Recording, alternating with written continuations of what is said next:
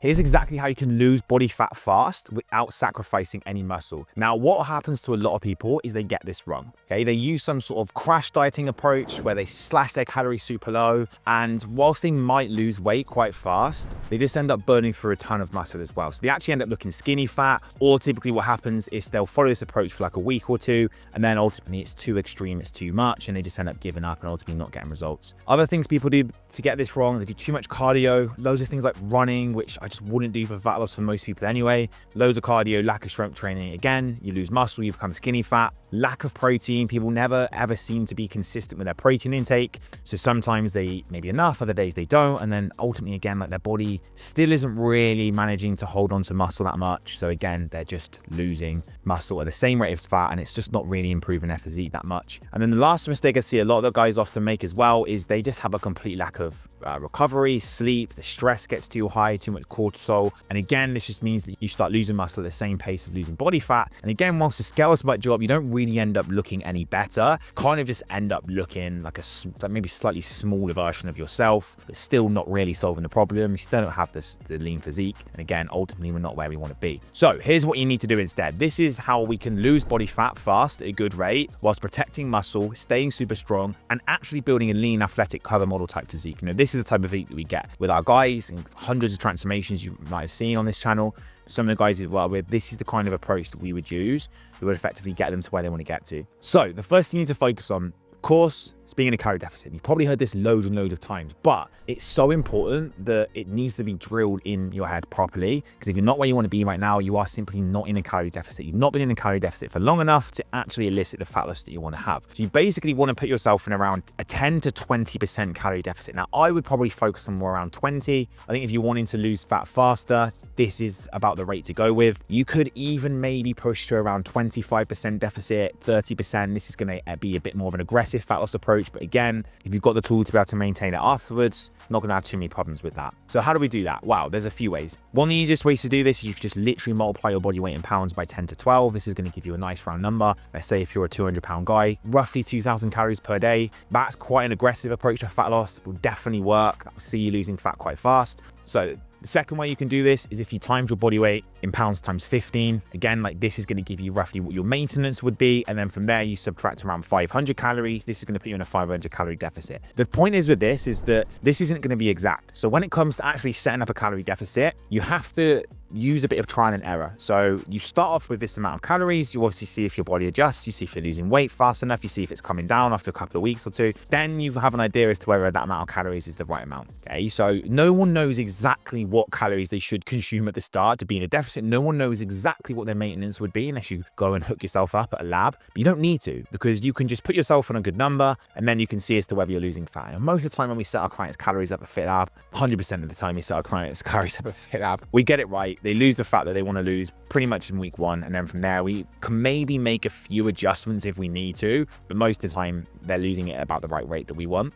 So to make sure that you're actually within a calorie deficit, you have to track your calories. Now, the only exception where maybe you don't have to do that is if you follow pretty much the same food religiously every single day. Because if you do that, you're still going to ensure you're consuming the correct amount of calories, because it's just the same thing. Whereas if you don't maybe want quite that type of rigid approach, then you need to track your calories. It's going to hold you accountable and you can make sure you're in a calorie deficit. You can create predictable progress for yourself by actually tracking your food each day and just making sure you're hitting those numbers. It's very, very simple. You need to make sure that you're doing that. That's how you're going to make sure you're losing fat at the right rate. Number two is protein. This is super important because even if you consume the correct amount of calories and it's not too much for a strict deficit, you don't eat enough protein, you are still going to lose muscle, because protein is our body's best friend. Protein is how our body builds new muscle, from digesting protein, muscle protein synthesis, absorbing protein rather. That's how we then build new muscle tissue, or at the very least in a calorie deficit, sustain muscle tissue, maintain muscle tissue,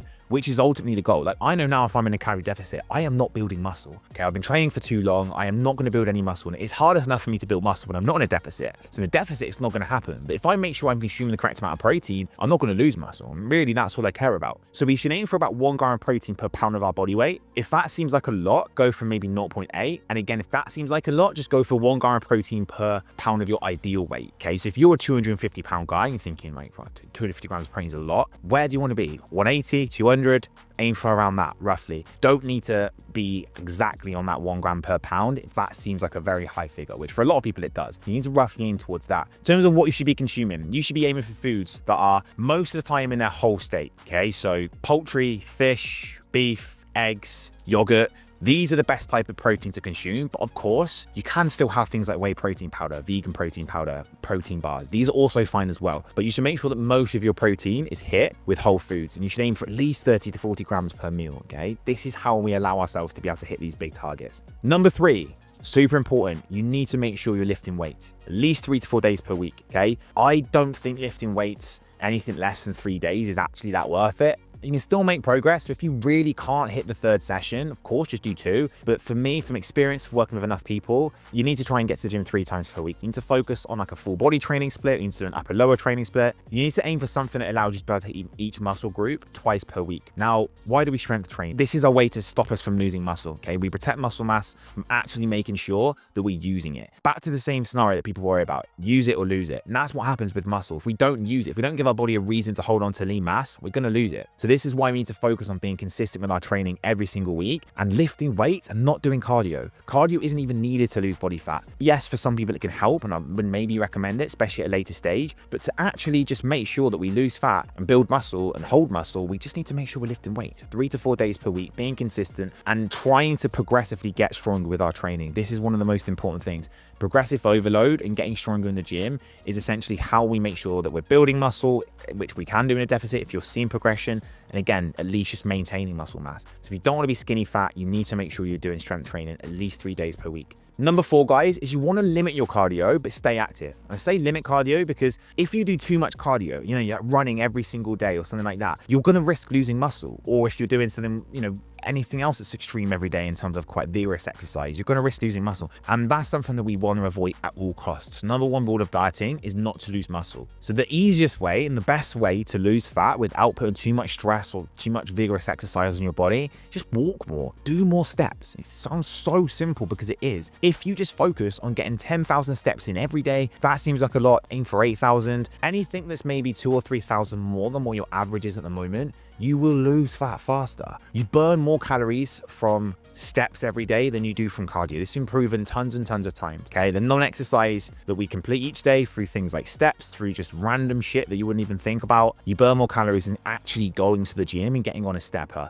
or getting on a treadmill, which is crazy, right? But that's how it works. So try and focus on just being more active and just literally getting more steps in every single day. And I'm not saying don't do cardio, but I'm just saying limit it. You don't need to do it all the time. And I certainly wouldn't be doing running all the time, like running every single day. This is how you are going to lose muscle fast, especially if you're quite new to this as well and you're just not looking after your training, your rest, your sleep, your recovery, all these other things as well. So the easiest way to stop that from happening is just maybe run a couple of times per week, and that's it. And then if you are doing other forms of cardio, walk on a treadmill, use the cross trainer, use the rowing machine. Don't work at too much of a hard intensity because you don't need to. And number 5, guys, again, super important, is prioritize sleep, rest, and recovery. The bit we always forget, you don't need to be slogging out in the gym every single day. You don't need to be training 6 days per week. You don't even really need to be training 5 days per week. You maybe for some people, they can fit it in, that's fine, but you need to give yourself rest. The days that we rest are the days that our body actually recovers.